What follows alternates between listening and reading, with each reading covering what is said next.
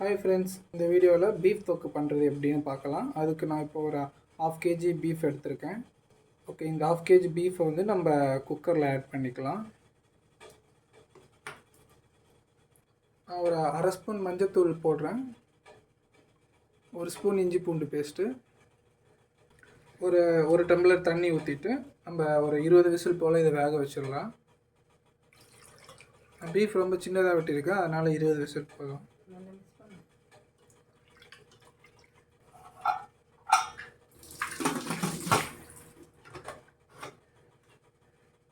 கறி வெந்துட்டு இருக்கும்போது நம்ம பட்டை, ஏலக்காய், சோம்பு, லவங்கெல்லாம் நல்லா வறுத்து பொடிச்சு வச்சுக்கலாம். இப்போ நம்ம சோம்பு, ஏலக்காய், பட்டை, லவங்கத்தையெல்லாம் நல்லா வறுத்தாச்சு. இப்போ இதை நம்ம வந்து மிக்சியில் போட்டு அரைச்சி எடுத்துக்கலாம். கடாயில் வந்து ஆயில் கொஞ்சம் ஊற்றிக்கோங்க. கருவேப்பிலை கொஞ்சம் போட்டுக்கோங்க. அப்புறம் 1/2 கிலோ பீஃபுக்கு 3 பெரிய வெங்காயம் எடுத்துருக்கேன். அப்புறம் 2 பச்சை மிளகாய்.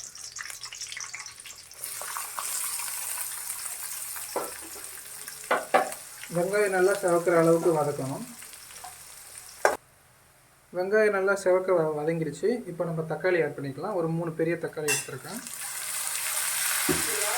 இது ஒரு 5 நிமிஷம் நல்லா வதக்கிக்கோங்க.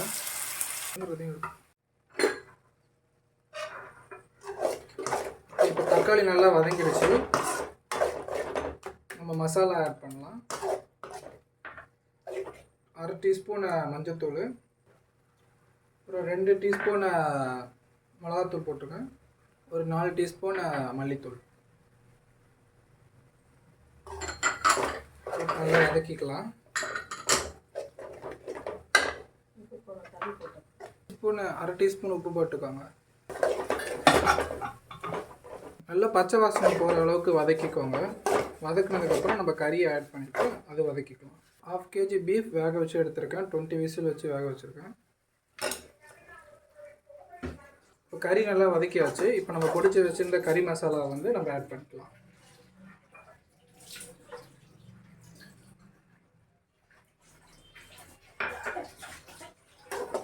சரி, நம்ம கறி மசாலா ஆட் பண்ணோன்னா பீஃப் டேஸ்ட்டாகவும் இருக்கும், வாசனையும் நல்லா வரும்.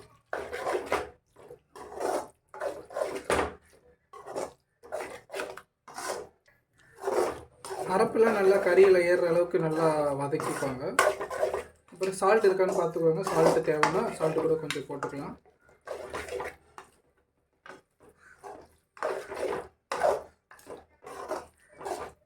மசாலா கறியில் ஏறுற அளவுக்கு நல்லா வதக்கிக்கோங்க.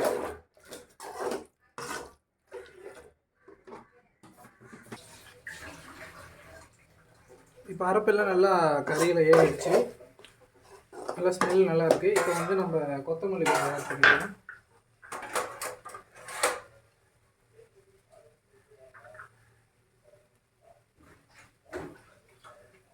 கொத்தமல்லி ஆட் பண்ணிட்டு அது கொஞ்சம் நல்லா வதக்கிடலாம். இப்போ பீஃப் வந்து நல்லா சூப்பராக ரெடியாக இருக்குது, பீஃப் தொக்கு. இப்போ நம்ம அதை இறக்கி வச்சிடலாம். ஓகே ஃப்ரெண்ட்ஸ், சுவையான பீஃப் தொக்கு ரெடி ஆகிடுச்சு. இந்த வீடியோ உங்களுக்கு பிடிச்சிருந்தால் லைக் பண்ணுங்கள், சேனலுக்கு சப்ஸ்கிரைப் பண்ணுங்கள். Thank you guys.